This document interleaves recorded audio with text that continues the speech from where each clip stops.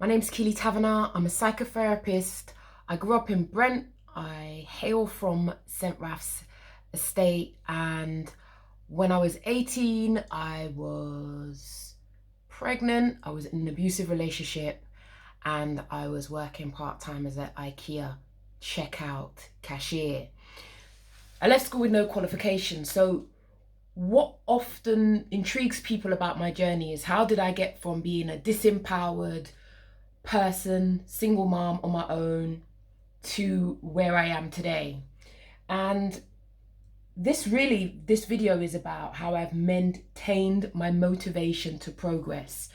And I think it's tricky for me to say, but there's a range of things I did. One of the most important things I did was I chunked down. A lot of us always, there's a benefit to seeing the big picture, no two ways about it.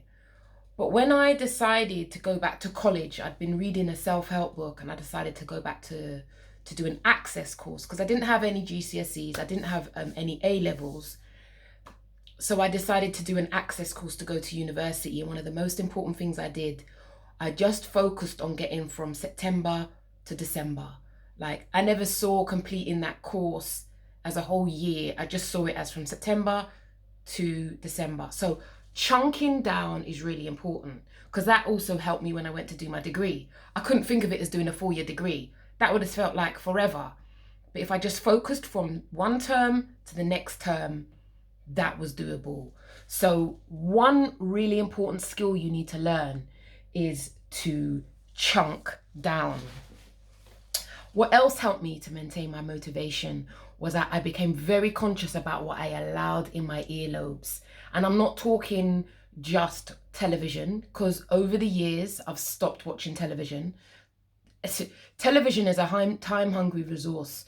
Now I'm not even going to get onto Netflix, because we all know the whole day will go away, and people talk about box set binges like it's a good thing. It's not actually good, because that is time that you could potentially be doing other stuff that may be more fruitful. But television, I began to stop watching soaps. So that was something that went after a while. I stopped taking newspapers, and I stopped listening to a certain type of music, because sometimes I found that music a little bit unhelpful. So some of the dancehall songs, and I still love my dancehall, still love it. Simmer, all got the keys to the bimmer. However, it was very important that I started to move away from certain music to become more I needed music that was taking me in the focus of where I was going. And I found, well, my mum's a Ras, so I started to really listen more acutely to what my mum was listening to. But to be honest, mum was a Ras, so it was already in my genes, it was already in my DNA as such. But I think the cultural, spiritual side of things, the music, was incredibly motivational for me. Yes, you got to be strong and do all the best you can. I think that's Sizzler. Love that tune. That was one of the tunes that really helped me to get through my degree. And in addition, like, the importance of watching what you take in. The one reason why I stopped taking newspapers and I stopped watching the news was it was full of so much fear. And I was already on the back foot, I was already coming from St. Raph's, I was working at IKEA, and I had a dream to become a psychologist. And listening to the news made me just feel full of fear, like there's this problem and there's this problem, and I'm trying to overcome my own stuff, my own shortcomings, my own lack of belief I had in myself. And then if I put things on the television, it just felt like it was getting worse. Plus music videos. I think music videos for me as a woman made me feel inadequate, didn't feel like I had a big enough booty, couldn't drop, pop and lock. So all of the things that basically, I guess I did some sort of an audit and replaced things that weren't helpful to me on this battle I was having, a battle to achieve. Because I also think, like, there was a low expectation of myself. So not only was I trying to overcome the low expectation of others, I was also trying to overcome the low expectation I had of myself. And so that was a battle within. And so I'd say the other thing I did, because I was the first to go to my family, of my family members to go to uni, was I also, well, I self-appointed myself a mentor. There wasn't a mentor at my university, But I asked Lara Jonah, who was the head psychologist at Wormwood Scrubs, she was a black woman, to mentor me, because the cultural nuances and the challenges I were facing, uni was teaching me, but no one was teaching me how to navigate the landscape, as well as feeling like I was changing, I didn't fit in where I came from, and I wasn't comfortable in new circles either, and trying to find myself. I guess I was discovering myself. So hopefully those are some helpful tips about maintaining motivation, which are: one, you have to do an audit of what you listen to. What you allow into your head you have to do an audit on that. And secondly, I think I said, well, that you've got the importance of chunking down. And I think if you're from a disadvantaged background, if you're from the ends, and you're trying to rise above a stereotype or low expectations, then get yourself a mentor, someone who is where you want to be. Because, that I mentor people, I feel that that is a duty I have to give back.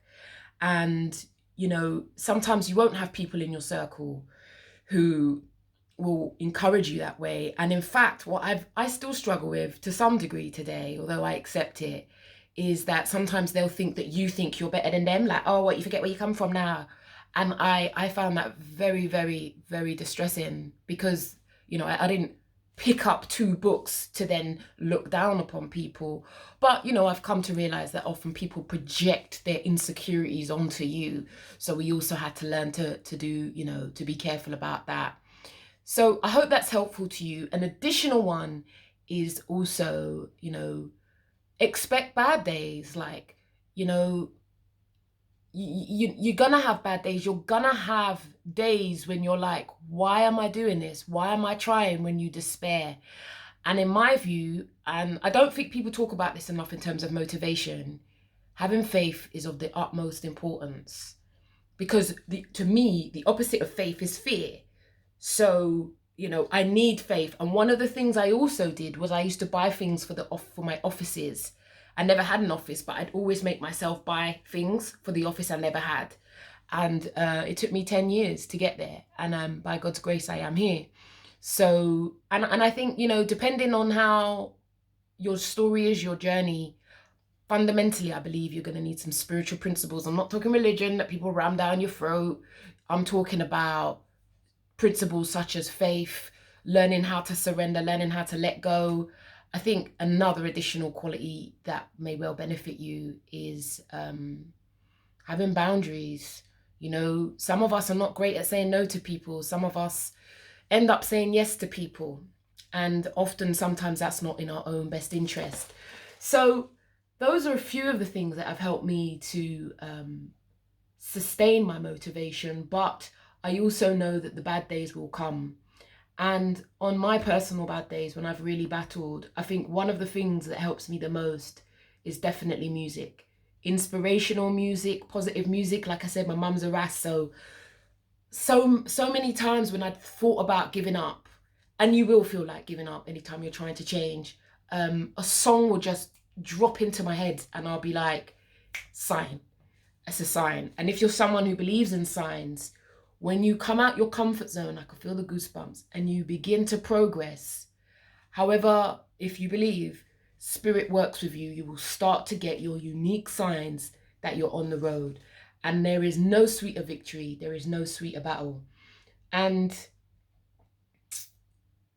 I often think about it for athletes, like their commitment to their genius, their craft, and they cross the line. And, when you see the athletes cross the line, the utter joy that they have. And I think that's what it's felt like for me as I've continued to honor a dream in me, a gift I believe that has been in me.